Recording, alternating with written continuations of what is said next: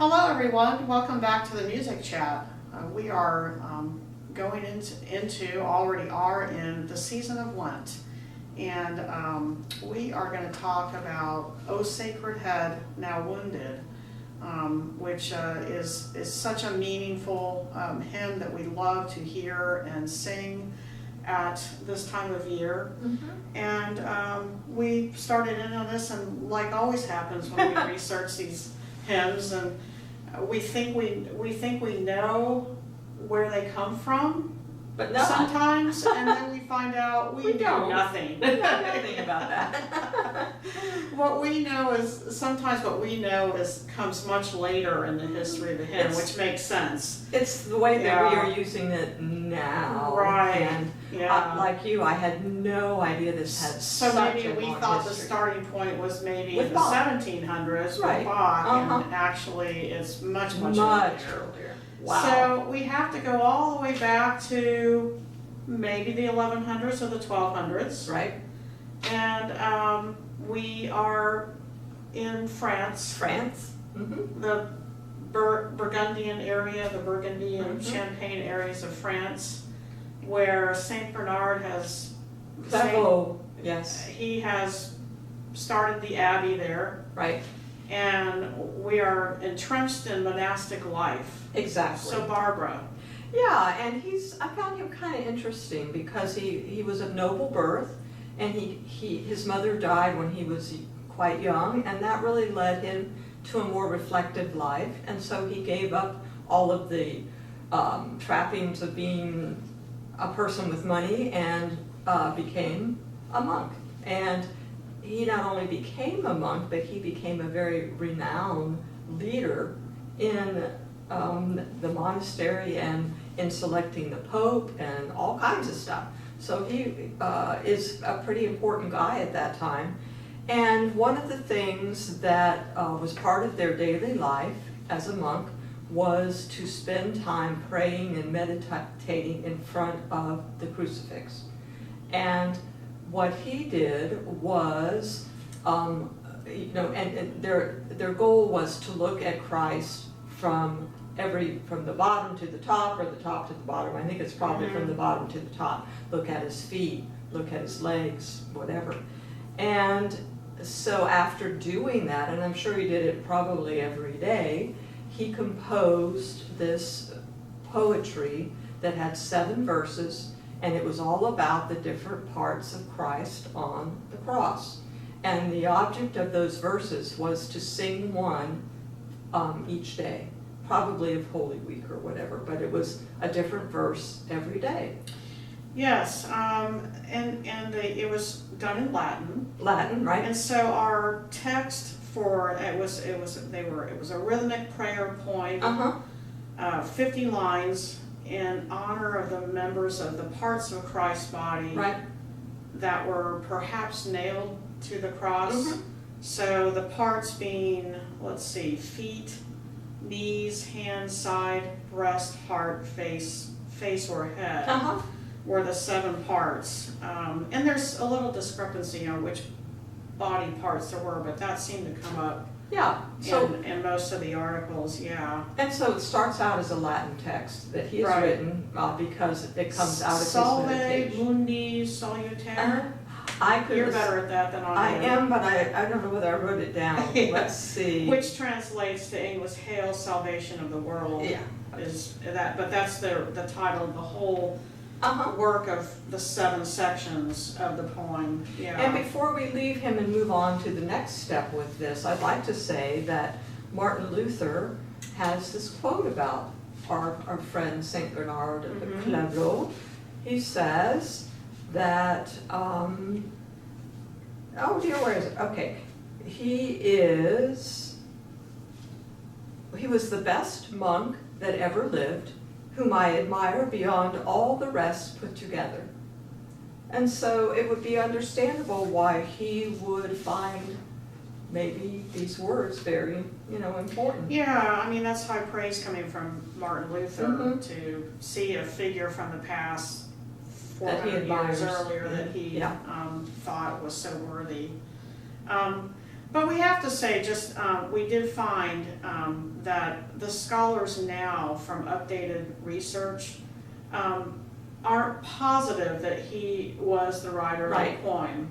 There's another guy, Arnulf of Louvain. I'm not sure, I don't know French pronunciations either, but he was a little bit later, not much. He was, the whole period of life from Bernard and Arnulf was, Bernard was 1153, Arnulf died in 1251, so there's just a span of 70 years there that we think that poem was written, and they both came probably from that abbey. So it's hard to know from, they've discovered new manuscripts here and there that maybe indicate that this other monk wrote it, but what we do know is that it came from that area. Yeah. And you know what, the other likely was person, one of these two men. excuse me, but the other person might have seen his manuscript or his words and Right. wrote it down. That's right. Who knows? Yeah, Because, yeah. and the Right. amazing thing about all this is that it has survived and Yeah, did survive for so many and either years. way, at least in that time period, it survived because it was tied to this Lenten practice That's right. of meditating on the suffering of Christ on the cross. Plus, I also think that Saint Bernard person had some notoriety and was well known. Obviously, same thing, but and I think that also drew people to those words because Right. of his notoriety and his leadership. So we fast forward a few hundred years. Yeah. All the way to 1656, and we find our Lutheran friend Paul Gerhardt, Yep. who we've talked about before. You may remember if you've been watching the chats that he was a figure who lived the first 30 years of his life in when the 30 Years War was going on, lost 4 of his children and his wife We've talked about it due to before. starvation Sure we did, and yeah. difficult circumstance because of war. And he was like in his late 30s and 40s before he started to have any kind of a normal life. But he was a very devoutly religious figure in Germany, and Lutheran figure. And he got a hold of this poem, and he was the translator from Latin to German. That was a big deal. That was a big part of the evolution of why we still have a sacred head now. But he really focused on the 7th part of the poem, which was about the head, Right. face and head. And so that is the one that he wanted to match. He wanted to bring this to his congregation. He was one of the figures from music history who believed that hymns should be accessible to the congregation, not so much for the educated, the high, aristocracy, so to speak. And so that's one of the reasons he set out to translate it, was to make it accessible, to bring it to his congregation. His organist at the time was Johann Kruger, who's a pretty famous composer and organist of the day. And so Gerhardt had seen this melody, the melody that we all know that goes.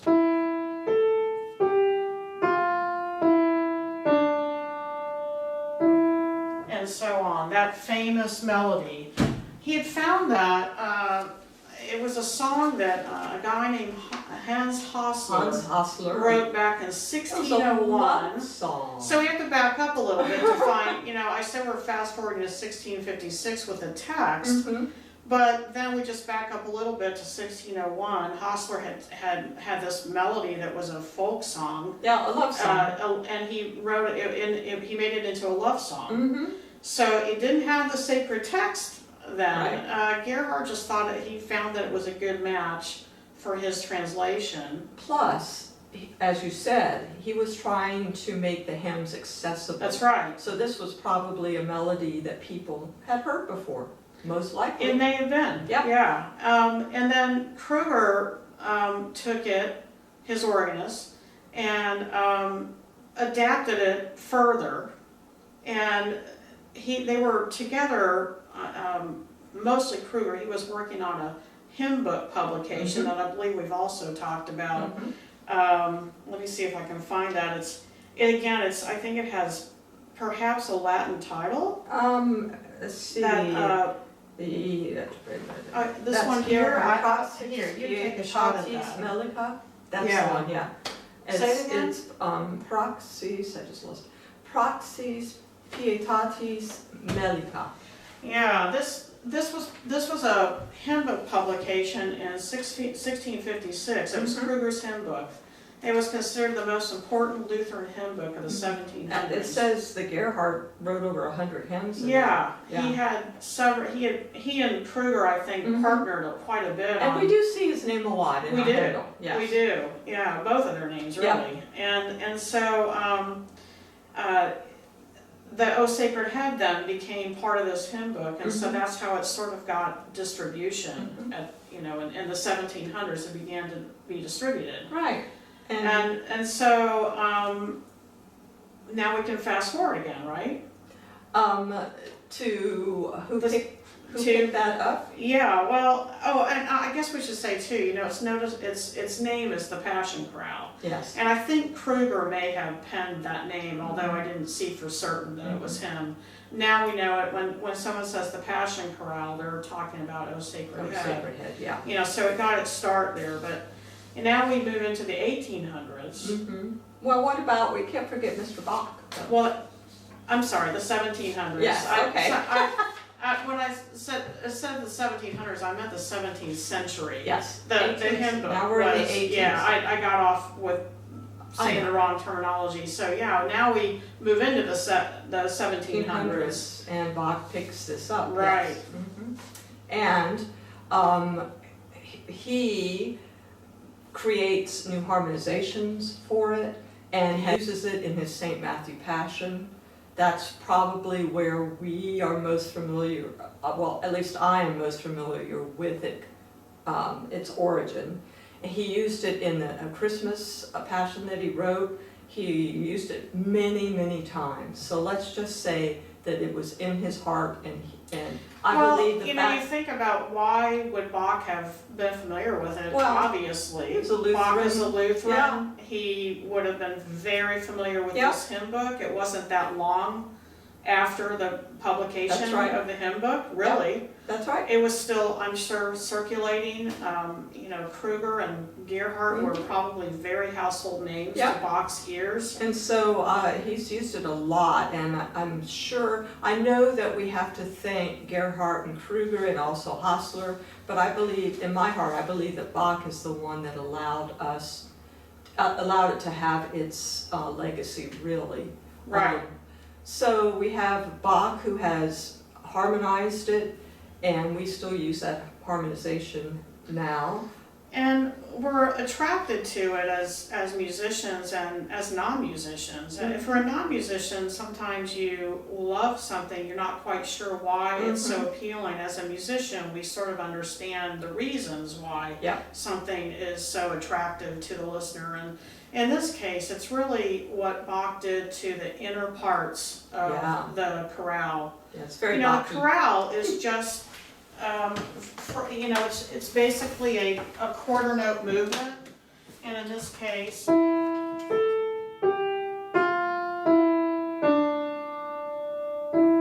next phrase,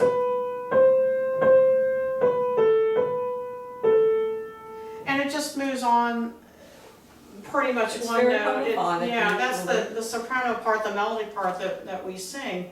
But then when Bach harmonized it for the rest of the choir, those parts were not like that. They were eighth notey parts. He has moving parts Yes, for them. moving tones and things. And I've somehow managed to lose my hymn book. Maybe I have another one here.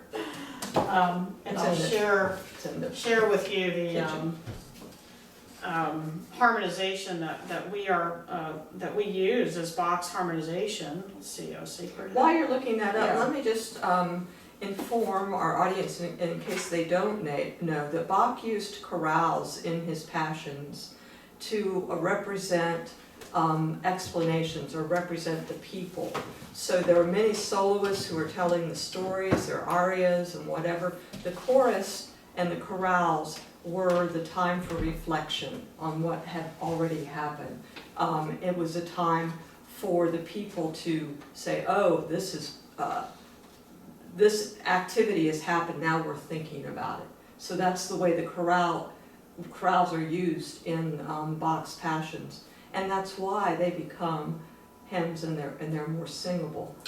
Yeah, well, the work, I'd never really, I've always heard about it. Mm-hmm. And, in college, a lot of colleges still help their students with music theory to study how Bach harmonized this particular hymn and everything. So it's known, even if to musicians, even if you haven't really even sung it or played in it, you just know that it's an important work. Absolutely. It's lengthy. I'm going to run and get that hymn book, but talk about the other parts of besides the chorales, we have those arias and recitatives that sort of connect the story. Right. There are people who take on the roles of the people in the story, and they tell it through a recitative, which usually ends into an aria of some sort.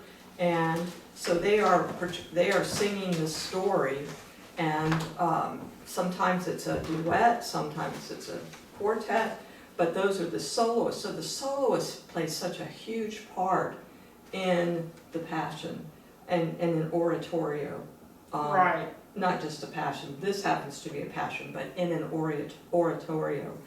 And it's an oratorio is kind of like an opera for sacred subjects. Right. So that's very, very important. And then the chorus comes in. Sometimes they reiterate what has been sung with a chorus that has a lot of polyphony, and like if you think about Messiah, it's that kind of thing. Sometimes it's a chorale where it's more meditative and they're thinking about what has just happened, which is what this comes from. But think about it being over almost a 3-hour. It's very long. A 2 to 3 hour work. It's very long.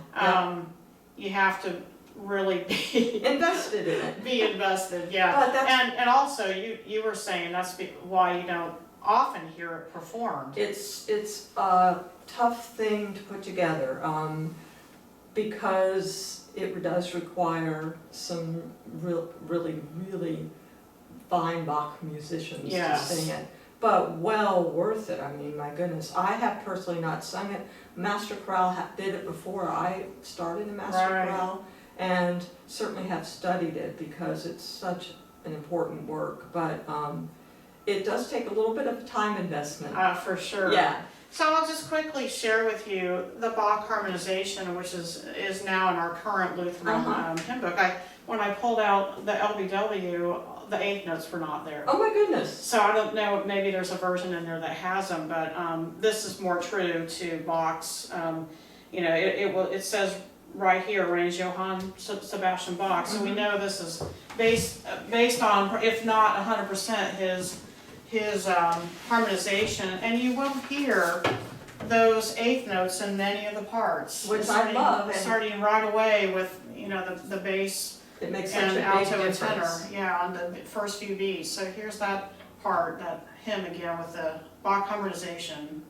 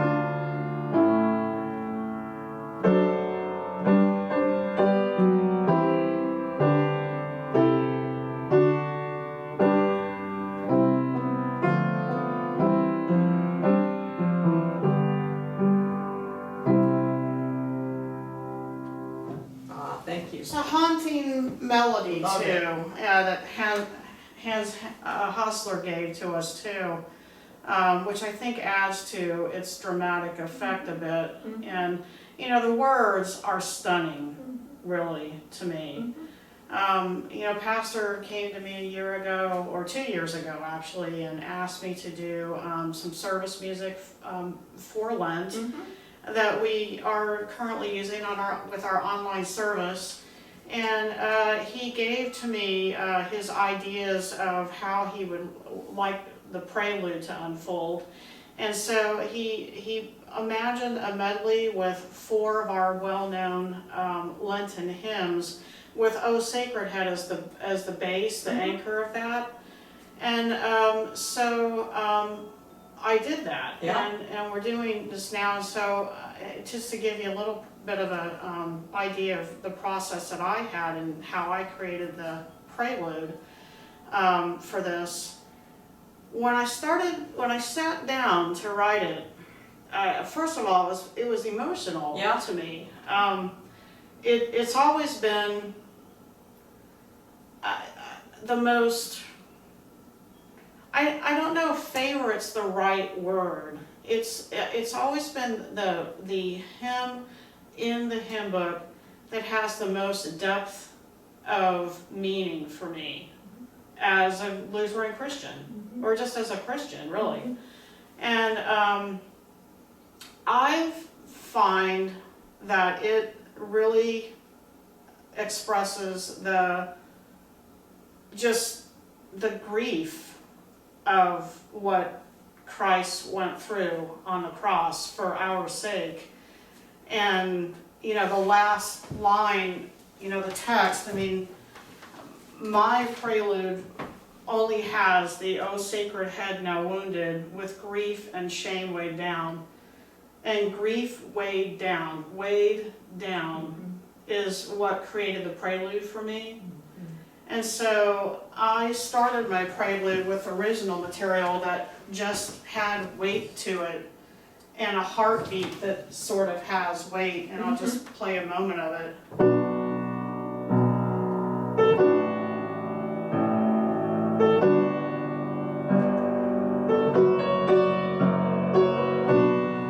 And so I developed this original music that reoccurs throughout the medley. Yes. And It's wonderful. And that's what it is for me, is this sort of weighed down grief. In B, for me, it spoke to me in B minor. I'm not sure why that happens, but it was very clear to me that was going to be the key that I used. And then it develops with Pastor Jeff's ideas. It moves through several other hymns, and as Lent unfolds, you'll hear the complete version with Amazing Grace at the end. But the other part that I have in the medley is the last line, "Yet, though despised and gory, I joy to call thee mine." I joy to call thee mine. So we're so grateful. And so that's how the prelude ends the first few weeks before we get to Amazing Grace, and then that becomes the coda for the end of the service. So it's all of that. It's this weighed down It's grief. wonderful. I mean, Yeah. I've spent a lot of time with it. Because the recording we process. recorded it and listened to it and whatever, and it's very beautifully put together. And I hope now when you hear it, you will listen for those hymns, because they're there and beautifully intertwined. And of course, the Sacred Head is so important to it. Here's something that I read that I think also expresses what you were feeling. It says, because of this, he suffered because of his love for us, and we remember because of our love for him. I read that quote too. I had that also written down. I love that quote, and I think that really expresses the original intent from monks too. Yeah, To and them focus, they sitting focus there. on the pain that he suffered, and they imagine themselves at his feet, and And the then depth of that love. the almost unspeakable love that he has for us, and that, I mean, we have to love him back, you know, to honor him for that sacrifice. And I think we all feel that when we sing Yeah. this piece. And I know for me, the next time I sing it, I will certainly think of St. Bernard sitting there Yeah, meditating in front of the crucifix, and of course not enjoying, but I mean, just when you played it now, it brings tears to my eyes because it's just so Yeah. meaningful. So well, it was interesting. It was really a gift to be able to for Pastor to ask me to do it, because it just took me to that place. Yeah. And you know, you just I did most of it alone. You know, it's not something you want people around when you're trying to write grief, Right. weighed down grief. Mhm. And so a lot of it was, you know, just by myself, trying to go to the feet myself. Well, Yeah, you did. It's just beautifully put together, and I'm anxious for all of you yeah, to hear it. You will hear bits and pieces. It's kind of in sections. right. But by the end, right before Easter, or right before Holy Week, you will hear all of it. Yeah, Mhm. and thanks to the musicians that helped to bring it to life in the recording process too. So anyway, I hope that you know, we captured that in the prelude part, but also the service music itself were ideas that Barbara and I and Pastor Jeff all sort of agreed upon. And you know, we hope that it brings a lot of meaning for you during the season of Lent. Yes. And you know, we hope you enjoyed hearing a little bit of the history of this And amazing text and hymn. how old it is, and the fact that it survived just makes it Yeah. holy to me. So thank you for that. Yeah, we'll see you next time in the Music Chat.